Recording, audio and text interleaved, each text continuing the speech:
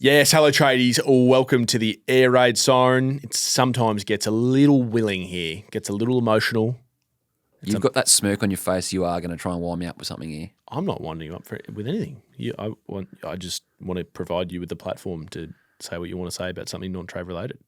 Off you go. My non-trade related view this week is Lance Buddy Franklin. Oh, no, you're not taking down a legend. We didn't hear from him for 10 or 12 years of his footy career. He was the hardest man to track down. Didn't do a press conference when he left the Swans after everything that the Swans provided to him. That's true. Sean Burgoyne had to chase him round the SCG for that lap last year and ask him 2 questions. And what's he done now? He started his own podcast, which he's absolutely entitled to do. Not only is he doing the great Shane Crawford, the Buddy and Shane show, produced by Brad Klebanski, who you'd know well through the old SEN days. Mm-hmm. And now he's wanting coaches sacked. So how can a player who didn't want to do media now decide post-career, 2 years out of the game, that he's going to be starting to fire from the hip? It just doesn't add up to me. He's entitled to have. He's entitled to it. He's entitled to find his voice whenever he wants to. But find it. for the money that Buddy Franklin made out of the game, why was he not during his career providing fans with the chance to hear him more often? Well, this is the Dusty conversation. And that's what I was about to say. The only thing more bizarre than this would be if Dusty started a podcast and started for coaches getting sacked. Imagine if I'd have told you 4 years ago that Buddy Franklin is going to be starting a podcast. He's going to be calling for coaches to be sacked in round 15. I tell you this. I love it, by the way. But give us this during your career. Start to talk more as a player when the league is paying for you. The rules tell you that you have to speak to the media and you just opt out of it. Oh, boy. Let me ask you this. Did you run the grab on 7? Yes, so just get. No, you can't have both ways. My Mitchell. point is, can't have both ways. It's great that he's doing this, but why was he not doing this as a player? You can't criticise the bloke for not doing stuff, and then as soon as he does it, you run it for clickbait on 7, and now you criticise him. Because it's newsworthy. Anything Buddy says is going to be newsworthy. But why didn't he say? Did you run on Genesetters? No. We didn't run on Classified. Ran on 9 News last night. It ran on 9 News. Yeah. I don't run 9 News. You're the chief football reporter of the biggest network in the country. I'll put it in my Carlton package. I'm saying it's newsworthy. But I'm saying so why, you can't criticise him then. Why are players not held to more account during their football career? If they're able to talk to the media and do these things. Well, 2 reasons. Because we in the media and the AFL go soft on superstars. Dusty doesn't want to speak. Doesn't have to speak. Buddy doesn't want to speak. Doesn't have to speak. But if it was Joe Blow, yeah, bad luck, mate. You got to speak. The superstars tax. Yeah, that's how it's always going to be. I just wanted to put out there that it pisses me off that these guys are able to find a platform when it suits them, and absolutely it's newsworthy. I'm first put my hand up in that.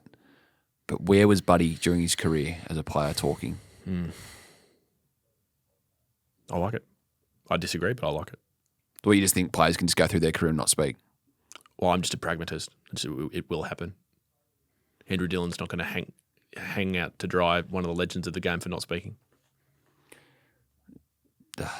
The only thing I said the only thing more weird than Buddy starting a pod would be Dusty. Yeah, that pod would be the number 1 rating pod in Australasia overnight. Behind tradies.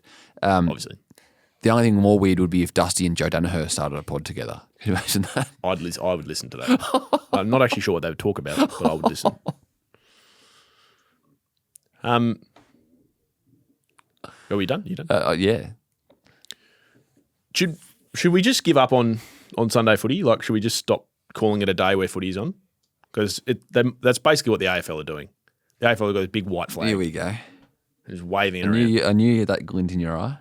So if I was Channel 7, right, and I just had Saturday footy just taken away from me, right? So I'm the major network, but I'm not actually playing footy on Saturdays, which is bizarre. And the AFL is serving up what they're serving up for Sunday footy. I'd be, like, if I was Kerry Stokes, I'd be wanting a refund. Go on. Round 12, let's start from. Round 12, the Sunday games. Once again, selective. So round 11 must have been a good Sunday game. Round 12, because it's a month ago. Oh, okay. Melbourne v St Kilda in Alice. Right? That was a hard watch. That was interesting. No, it wasn't. Round 13. Wanganeen Miller was good that day. Round 13, I had to wait until 3:20 for the disgrace that was North Melbourne against West Coast in Bunbury. That was good. Carlton Essendon was good. Round 14. So Sunday there was a game on 7 that night too. You just chose you've just left that out. Yep, 2 teams that won't play in the finals. That was good. Round 14. There's more Adelaide- teams that miss the finals than play finals. Port just so you know. Adelaide against Melbourne. Again, another rip snorter on Sunday at 3:20. Both teams' season went on the line that day, so Melbourne can't make finals off the back of losing that game. And then this weekend, right? This weekend was salt in the wounds, Scotty, because there were 2 games on, and unless you had KO, you didn't see the only game that was worth watching. So GWS Gold Coast was an absolute ball terror of a game, right? Like, it had everything. Gold Coast were dominating. GWS had a great comeback in the last quarter. Jake Stringer as the sub kicked 2 of the best goals you'll ever see. Didn't see it on Channel 7 though. Had to wait until 3:20 to watch the mauling that was Western Bulldogs to beat Richmond by 80 points. It was 46-6 halfway through the second quarter. Like, if you had Amazon or Netflix or anything. The viewers got to see Sam Darcy at his prime. In fact, Diva, who is a dog supporter, decided to have one of her 3 naps halfway through the second quarter because she just couldn't watch it. I'm sure Diva will be excited with what's to come on 7. It's just like, are we being serious?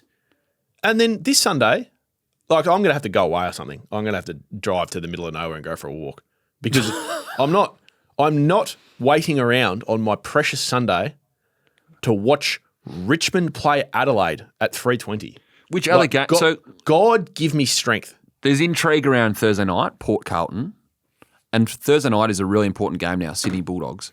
Which other game would you want on that Sunday slot? What I'm saying to you, Mitch, is that if I am Channel 7 and I'm spending the hundreds of millions of dollars a year on the rights and I don't get to play footy on Saturdays, I am asking the AFL to please make Sunday at 3:20 a decent-ish game. Don't just give us all the shit games because people are going to tune out. Thursday and Friday night footy is obviously a bigger priority than Sundays. Okay, well then let's not play footy on Sundays. Hey, fans will get their footy on Sundays. Let's just not do it. There's been plenty of good Sunday games this year. I just went through the last month. They were all stinkers. Obviously, the first half of the year, you would have gone there if they were in, like. But like, where would you hide Richmond on the schedule if you had a choice? but just- like a Saturday arvo. Still a big club. They're not, well,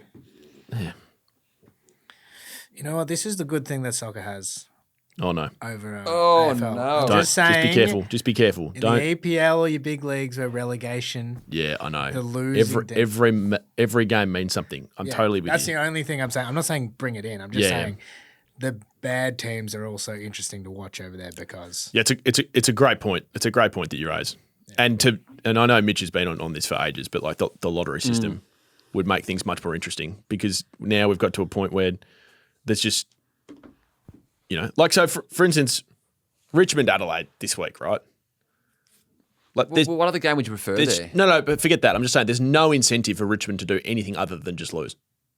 There's no incentive. Yeah, so getting back to the lottery, exactly. Yeah. Whereas, so they're a game and a half behind North Melbourne. Like, if there's an incentive to get up the ladder, maybe it's, Adelaide coming to the MCG, they don't have the best record at the MCG.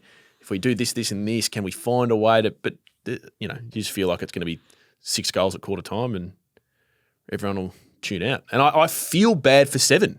That The Crows are a good watch.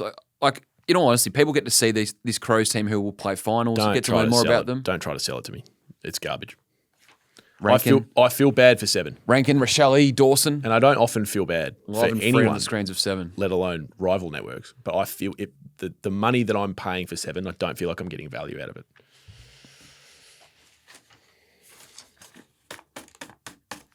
That's all. Anyway. Glad that you feel so deeply about 7. Thanks for your thoughts for us over at 7. Hey, former employee. Footy Central is still close to my heart. Thanks for joining us on the Air Raid Siren. We'll be back next week on Tradies.